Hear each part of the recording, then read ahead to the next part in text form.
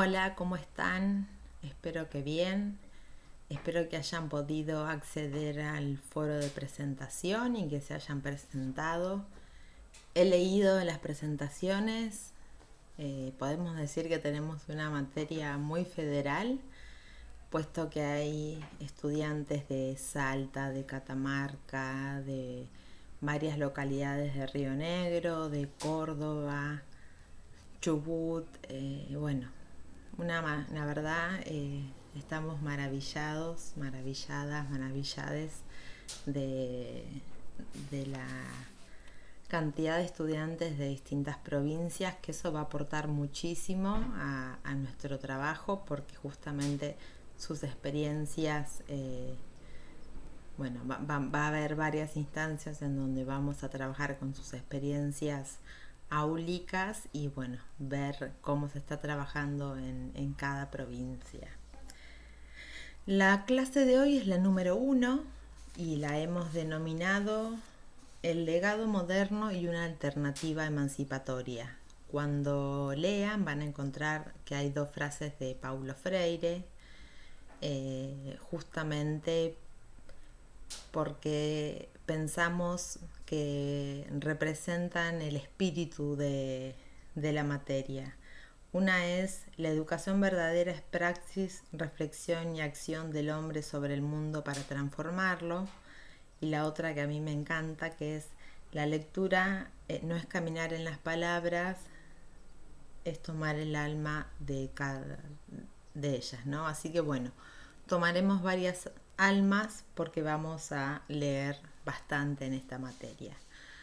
Los textos para la clase de hoy son 2. Uno es el ABC de la pedagogía, la educación de ayer, hoy y mañana, de Silvina Gibbs y otras autoras.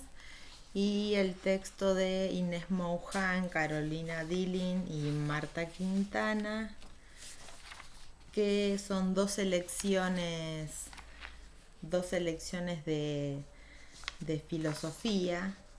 Es un texto que es muy ameno y yo siempre se llama Problemas contemporáneos de la filosofía de la educación. Vamos a leer el prólogo, la introducción y el capítulo 1 del texto de Inés Mouján, y del texto de Silvina Gibbs vamos a leer la introducción, capítulo 1, esta clase, y la siguiente clase vamos a leer el capítulo 2. ¿Por qué le pusimos el legado moderno y una alternativa emancipatoria? Porque justamente lo que vamos a poner en tela de juicio, ¿sí?, es el legado de la modernidad. Cuando hablo de modernidad estamos hablando, ¿sí?, de un periodo de la historia muy donde justamente se suscitaron hechos muy importantes, ¿no? Pensemos que desde la llegada de Colón a estas tierras, ahí podemos iniciar la modernidad. Y pensándolo en términos educativos, a mí se me viene a la mente siempre se me viene Sarmiento y la ley 1420, pensando en qué ciudadano se quería formar, se quiere formar, ¿no? Y cuántas cuestiones de la modernidad aún persisten, ¿sí? Piensen que pasaron 500 años y hay cuestiones. A ver, si bien las escuelas aparecieron unos siglos después, ¿no? Desde Comenio hasta la actualidad, la arquitectura escolar, la forma en que nos ubicamos dentro del aula, el docente como poseedor del saber y el estudiante como una tabula rasa. Todas estas cuestiones que, aunque nos parezca sorprendente, todavía persisten en la escuela y persisten en les docentes, y eso es lo más preocupante, porque justamente sabemos que nuestro interlocutor no es una tabla rasa, no es una tabula rasa, no es, no es la educación bancaria, no sé si saben lo que es la educación bancaria, pero se lo explico brevemente. Freire decía que la educación bancaria era aquella en la que el docente depositaba, ¿sí? Bancaria, porque en ese momento uno iba al banco a hacer cheques o a cobrar, no había todo este sistema que tenemos hoy, electrónico ni nada de eso, pero que uno depositaba, otros hablaban de regar la planta, ¿no? Entonces justamente ni se riega la planta, ni hay una educación bancaria. Hoy el docente es un docente crítico, es un docente, estoy hablando así en términos coyunturales.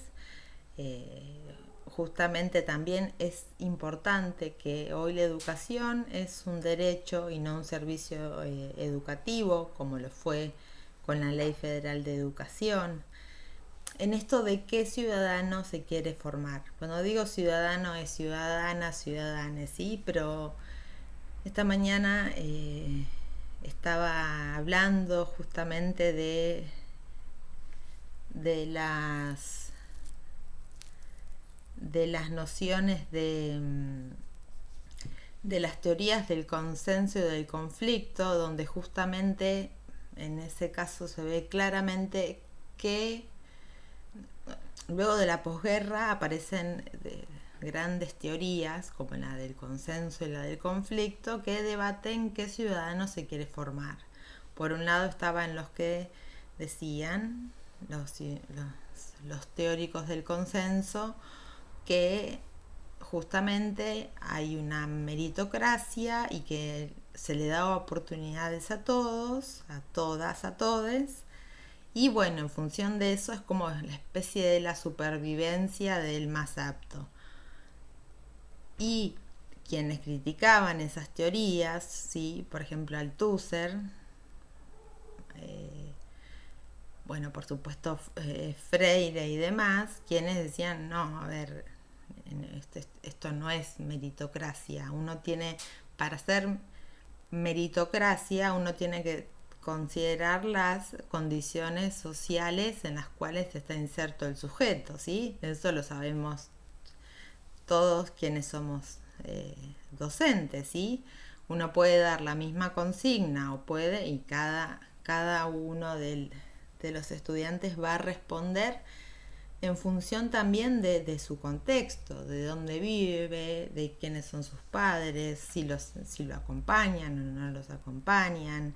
Ustedes que están trabajando en los niveles obligatorios o mismo en la universidad, hay padres que siguen la trayectoria de sus hijos y bueno, la meritocracia sabemos que no sirve en sociedades como la nuestra, que es muy desigual.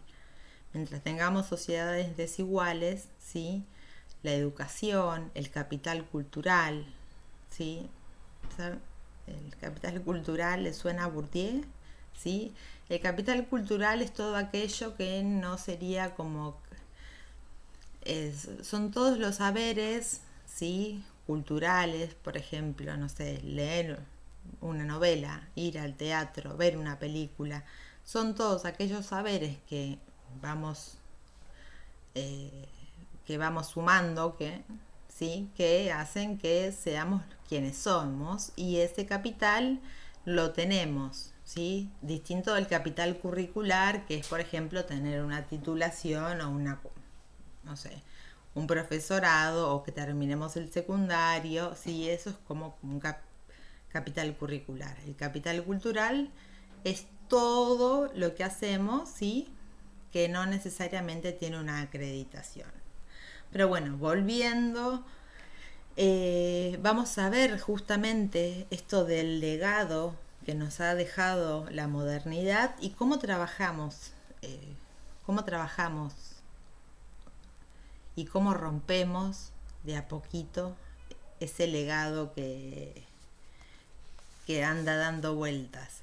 Por eso les decía, las frases de Freire junto a esta idea de romper el legado moderno dan cuenta del espíritu de la materia. La materia se va a pensar en términos críticos.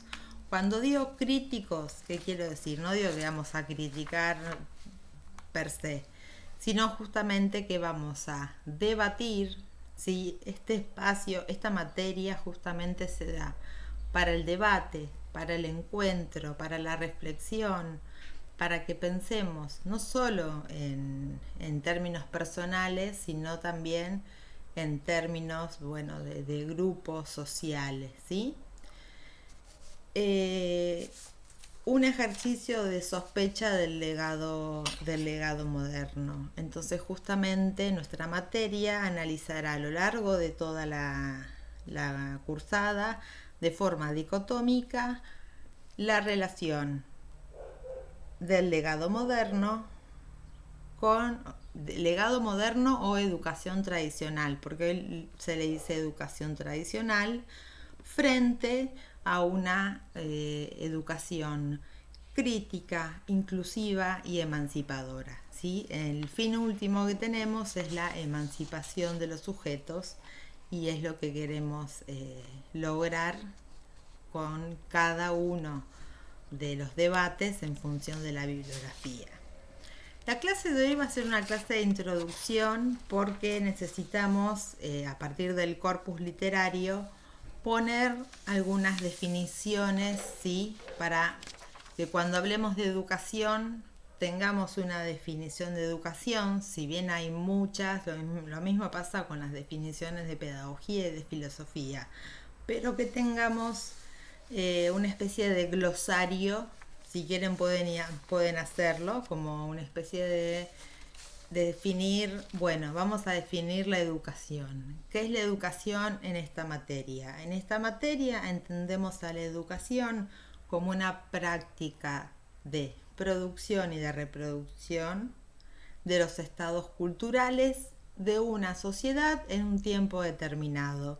¿Y por qué digo de un tiempo determinado?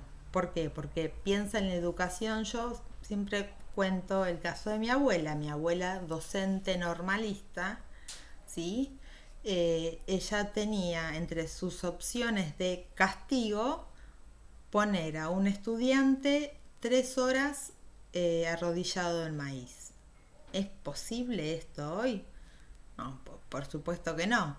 Pero por eso digo que la educación, a ver, si bien hay ciertas cuestiones del legado moderno que han desaparecido, hay muchísimas. Estoy pensando en la arquitectura escolar, el timbre, la forma en que nos posicionamos frente al aula, que sí, por supuesto que vienen de años, y si bien a algunos docentes hacen sentar a los estudiantes en círculo o justamente les hacen que den una clase o la participación es distinta, otros docentes no, les parece que no es una alternativa. Por eso, insisto, esta materia es crítica en el sentido en que somos sujetos críticos, hay muchas cosas para criticar y para mejorar, porque la crítica, si no hay una acción, no tiene mucho sentido.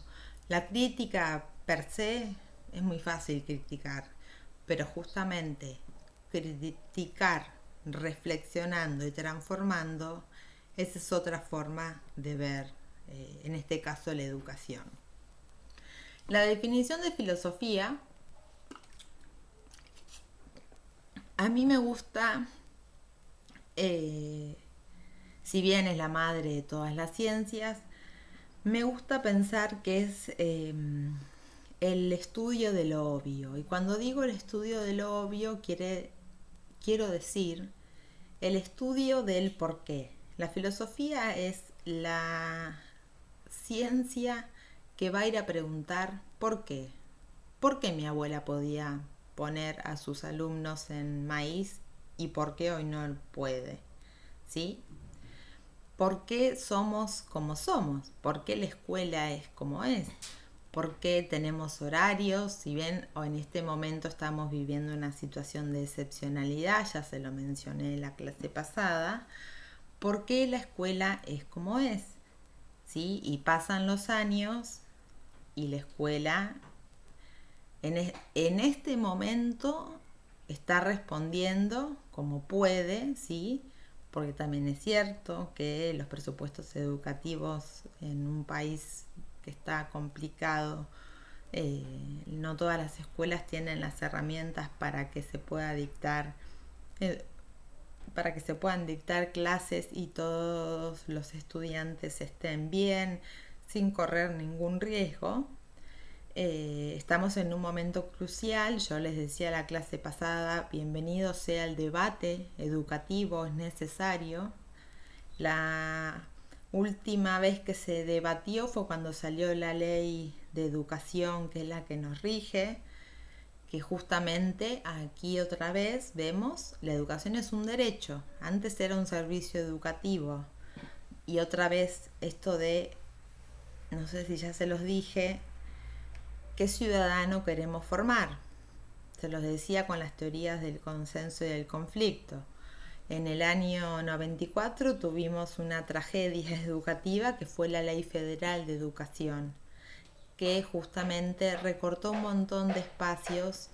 No solamente recortó espacios, sino que las materias pasaron a ser asignaturas. Entonces, por ejemplo, química, biología y física pasaron a ser ciencias naturales. Historia, ciudadanía y geografía, ciencias sociales. ¿Qué hace eso? Que una persona sepa menos. No es lo mismo tener 3 materias que tener una asignatura. Entonces, ¿qué se quería formar? Si bien está el Fondo Monetario detrás y todas estas cuestiones, y sabemos que el Fondo Monetario Internacional no es pro educación o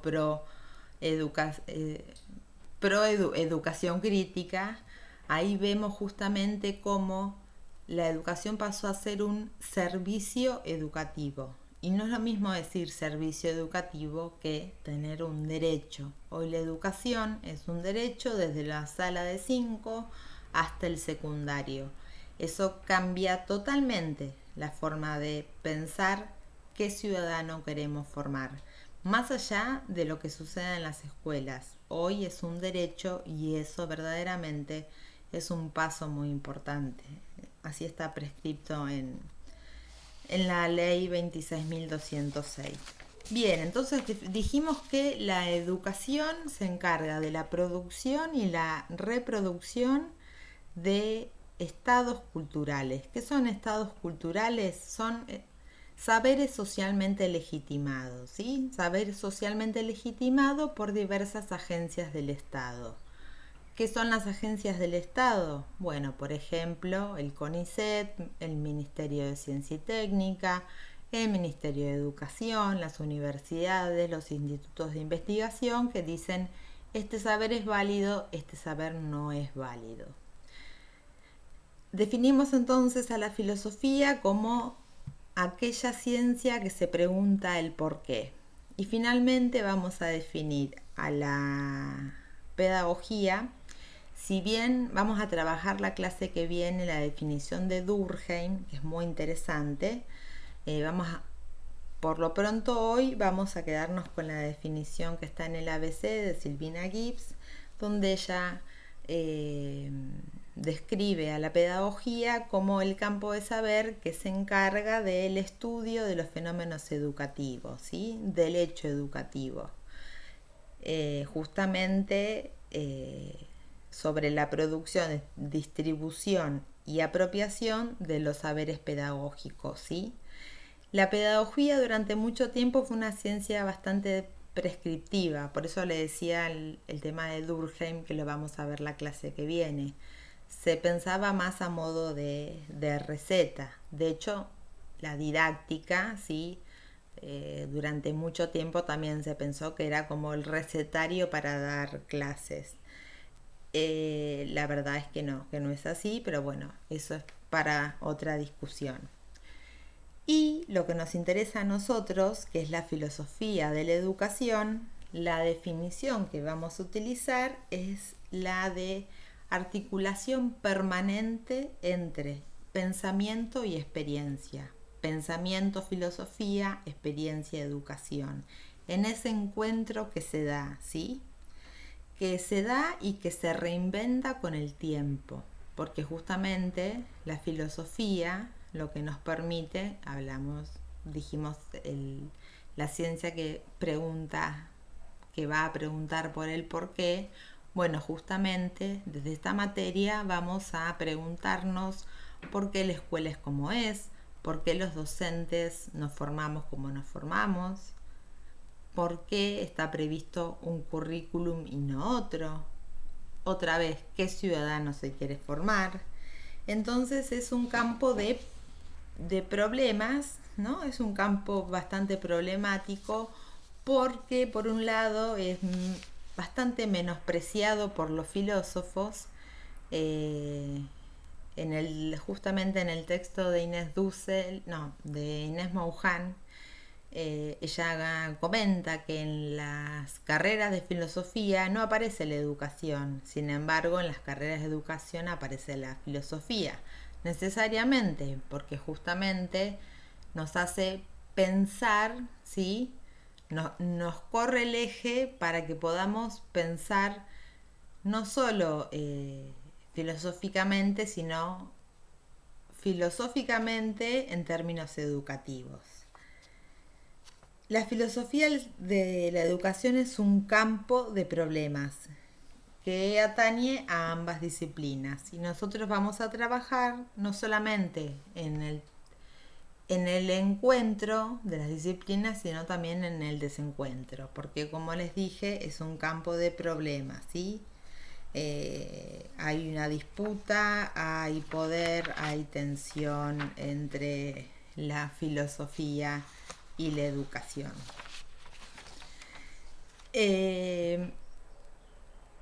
Nos interesa, como les decía, entre la educación y la pedagogía. ¿Por qué? ¿Por qué nos interesa eso? Porque justamente la praxis pedagógica asume a la pregunta como motor que posibilita la reflexión. Y eso es muy importante.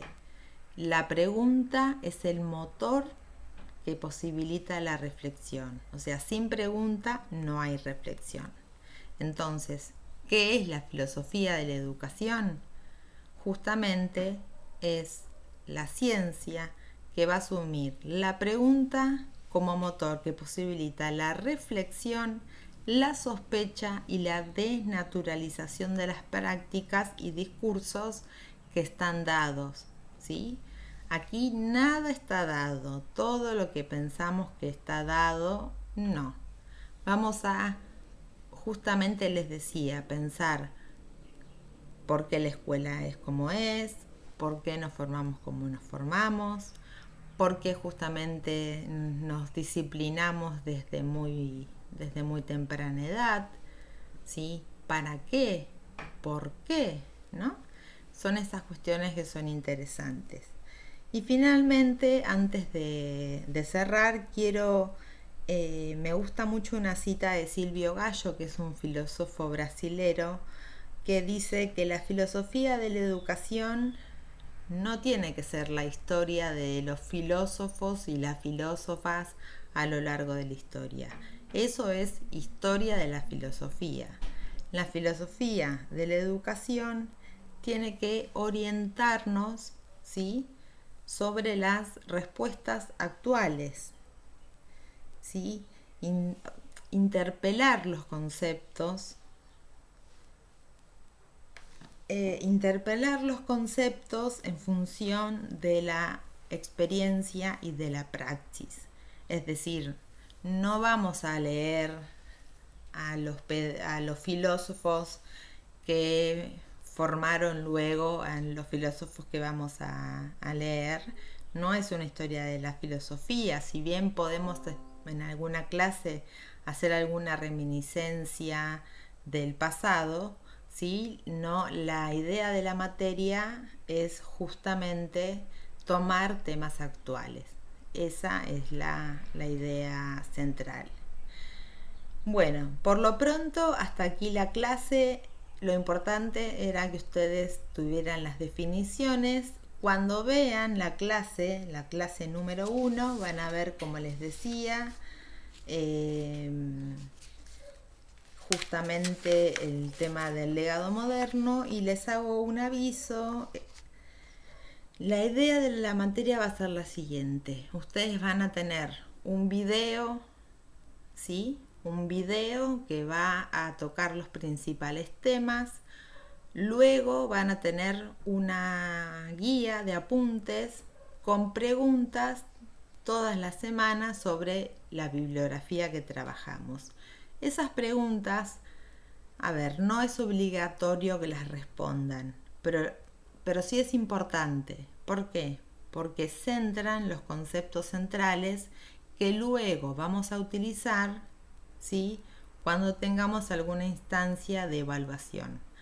De paso aprovecho a decirles que esta materia, amén de ser crítica y de proponerse emancipadora, concibe la evaluación como proceso. ¿Qué quiere decir? Que desde el día 1 estamos evaluando, que es importante que participen en los foros, que es importante que si hay dudas, sí, las hagan en el foro, que participen, porque nosotros hemos pensado va a haber una instancia a mitad del cuatrimestre donde van a hacer un trabajo de producción y luego un trabajo final. Ese trabajo final es el que va a determinar la nota porque tenemos que calificar, ¿sí? La nota de la materia. Entonces vamos a ir viendo la progresión de ustedes. Por eso es importante, les digo, que participen, porque la evaluación en proceso es justamente todo el tiempo. No quiero con esto asustar a nadie ni nada, sino que sepan que nosotros vamos a estar leyendo sus participaciones, sus consultas, sus reflexiones, porque entendemos que la evaluación en proceso es el dispositivo con el cual nos sentimos cómodos, o por lo menos en mi caso, que así lo he definido. Vamos a ir con una evaluación de proceso y esa nota ya les va a quedar. Es decir, cuando van a rendir el examen final, en realidad ustedes ya tienen la nota de la materia, porque la nota se va a dar con la media del trabajo que hagamos, o sea, el trabajo 1 y el trabajo final, que es integrador. Hacemos una propuesta que contemple las 5 unidades que van a ver. Un consejo: no se atraganten con la bibliografía, traten de llevarlas al día. Acá nosotros, la verdad, hacemos unas guías de preguntas para que ustedes esto les facilite. Y esta semana sí vamos a tener un foro que va a ser sobre el texto de Mohan, puesto que la semana que viene vamos a trabajar el texto vamos a terminar de trabajar el ABC, y la tarea del foro de esta semana es: ¿cuál es la importancia de filosofar en nuestra práctica docente? O sea, ¿cuándo un docente filosofa? ¿Sí? Porque filosofamos. ¿Cuál es la importancia? Pueden leer los textos para encontrar la respuesta. La idea no es que respondan lo primero que se les ocurra, o tal vez ya tienen formación y sí, pero bueno, ¿cuál es la importancia de filosofar en nuestra práctica docente? Así que bueno, ese va a ser el foro que van a encontrar en esta primera clase. Por lo pronto me despido y los veo el viernes que viene. No dejen de consultar si hay dudas, es importante, para eso están los espacios del foro.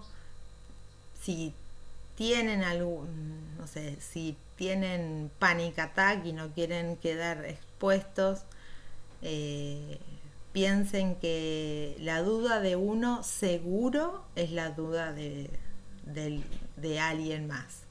Así que en vez de mandar un mail al mail interno o sea, en vez de usar la mensajería interna, usen el foro. La mensajería interna está para, bueno, cuestiones que tienen que ver por ahí con cuestiones personales de cada uno de ustedes.